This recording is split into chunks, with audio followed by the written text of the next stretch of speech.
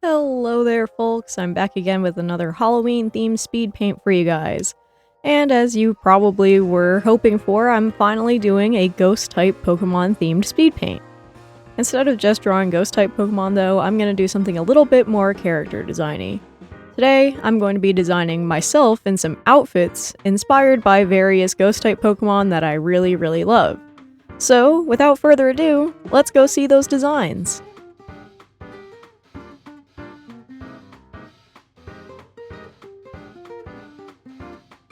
The first one is an absolute classic. It's one of the most Halloween-y Pokemon aside from the literal jack-o'-lantern. It's Mimikyu. I mean, Mimikyu's always wearing an outfit, always wearing a little costume looking like Pikachu, and it's a ghost type, so, you know, it's probably one of the most Halloween-themed ghost-type Pokemon that there are. For this outfit, I did something pretty traditional as far as, like, Mimikyu Gajinka design goes. A lot of folks usually just go for some sort of baggy outfit with a big hood, and, I mean, if it ain't broke, don't fix it. I think there's a lot about Mimikyu's design that suggests, like, a big, baggy, shaggy outfit that obscures the body of the person wearing it. I mean, after all, we don't really know what Mimikyu looks like under its little cloak. So I kind of wanted this outfit to obscure most of my body here, and I'm wearing a lot of black in this outfit as well. I kind of wanted to mimic the sort of claw hand that we see when Mimikyu shows us a little bit of itself. It always seems to be jet black, so I try to do as much of that as possible. I shaded over the face to just only really show the bottom half and the smile to give it that eerie but mischievous feel. I had a lot of fun, like, putting in these raggedy folds and creases and textures to really make this thing look like it's all wrinkly and in deep need of an ironing. And of course I have Mimikyu hiding timidly behind me here in this drawing. I thought it would be cute to include each Pokemon in the illustration, as well as the actual outfit design themselves. Plus I just thought it would make the compositions a little bit more interesting to look at. I made this Mimikyu kind of big. In actuality, it's probably about as big as my giant Mimikyu plush that I have, who we've named Big Guy. So, Big Guy, this one's for you. There you are, being a big guy right over there. I tried to make the tassels for the hood kind of resemble the holes in which we see Mimikyu's eyes.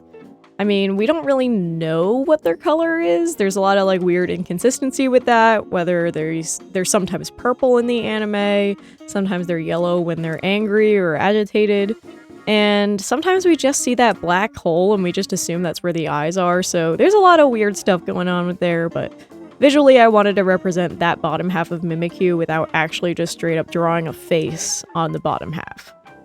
Overall, even though this was a very simple sort of outfit design, I had a lot of fun with it. I feel like it captures the sort of raggedy, hand-me-down, old, nasty little costume vibe that Mimikyu has, and I think it's appropriately mischievous.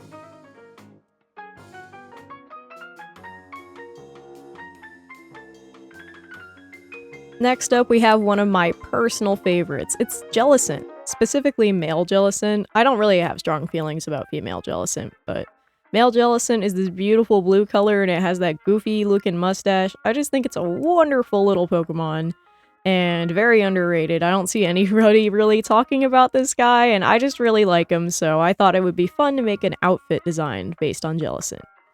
The biggest thing in this outfit that I wanted to do was a big hat that sort of resembles Jellicent's head.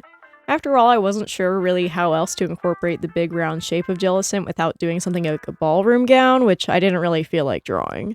So I made a big hat sort of resembling that mustache in the way that it sort of curls around the entire head. Obviously, it's got the spout on top just like Jellicent. I made it the shoulders kind of look like that mustache as well to sort of give the top part of the outfit a little bit more silhouette distinction. And I made the sleeves long and flowing and completely obscuring my hands here to sort of resemble the fins or frills that Jellicent has as its arms. For the pants, I took a lot of creative liberties. Jellicent doesn't really have very human-like legs, and they're basically just little tentacles with a couple dots on them, so I decided to do something a little bit, like, medieval almost, with these sort of capri-length pants and these little cuffed boots, which I thought I would do the little diamond design that's on Jellicent's tentacles on them and on the knees. And I did some different colors to give it a little bit more variety, since Jellicent really only has 2 colors in its design, that light blue and that even lighter white. Really the only standout as far as its colors go is the red in its eyes, but even then that's not present in most of its design. So I had to get a little creative when making the outfit so it wouldn't get too muddy or lost, and it would be a lot easier to read or tell what's going on from a glance. I made the background on this one pretty simple. I actually used one of my own textures that I've made before. I have a few looping pattern textures that I've made for either like tabletop RPG assets or just for my own use in general. And I have a couple different water ones, so I used one of those to put in the background to give it a little bit more texture. And I also used a bubble brush that I have from the Clip Studio Paint Assets store to give that a little bit more noise as well. Plus I thought the bubbles would be very appropriate for a water type ghost type. Overall, I'm pretty happy with this design. I think it completely captures the vibe of Jellicent. I had a lot of fun just drawing my sweet little jellyfish little guy, and I had a lot of fun, so I hope you guys enjoy it as well.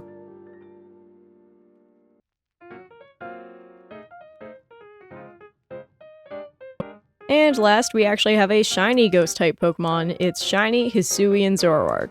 I know Hisuian Zorua is like the favorite between the two, and I mean, that's for good reason. Hisuian Zorua is super duper cute and very distinctive, and just very charming and easy to draw, whereas Hisuian Zoroark has a lot going on with its big mane, its horrible posture, and all that jazz.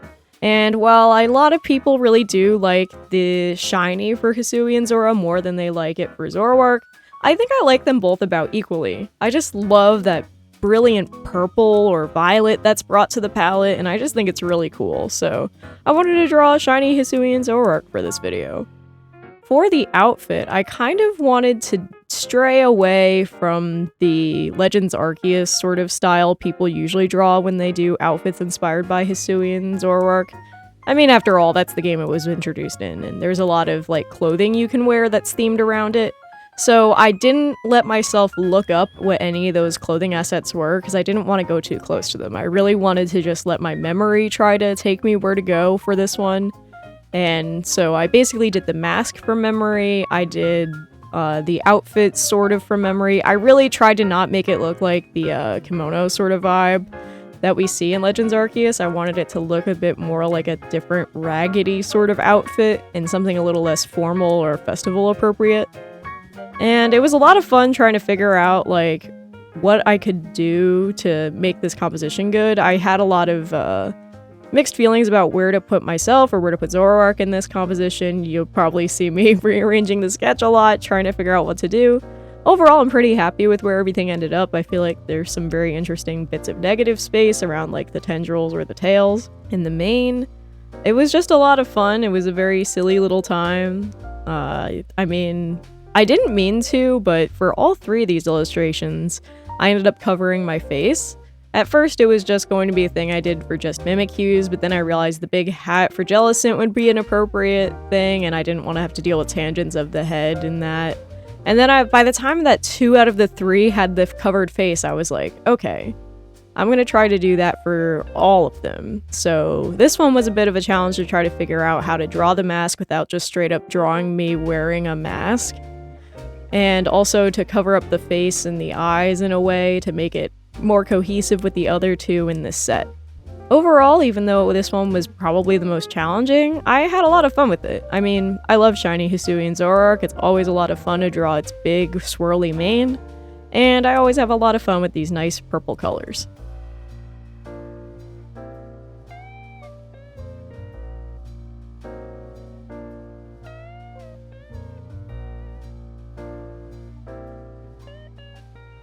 And with that, that is all I've got for you guys today. Thank you guys so much for watching. I hope you enjoyed these designs. Which one was your favorite? Was it the Mimikyu, the Jellicent, or the Zoroark? What would you guys like to see me speed paint in the future? Let me know in the comments and I'll try to add your suggestions to my ever-growing to-do list. If you would like to support me, I recommend checking out my Ko-fi page. It's the best way you can support me right now.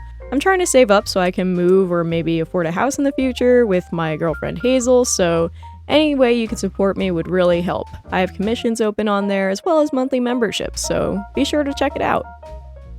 And with that, I believe that's all I've got for you guys today. Next week is the last week I'll be doing a Halloween-themed speed paint because it'll be the last Friday in October. I don't know which idea I'm gonna go with yet for that, so you can look forward to a nice, spooky surprise next week. And in the meantime, go out there and make some art.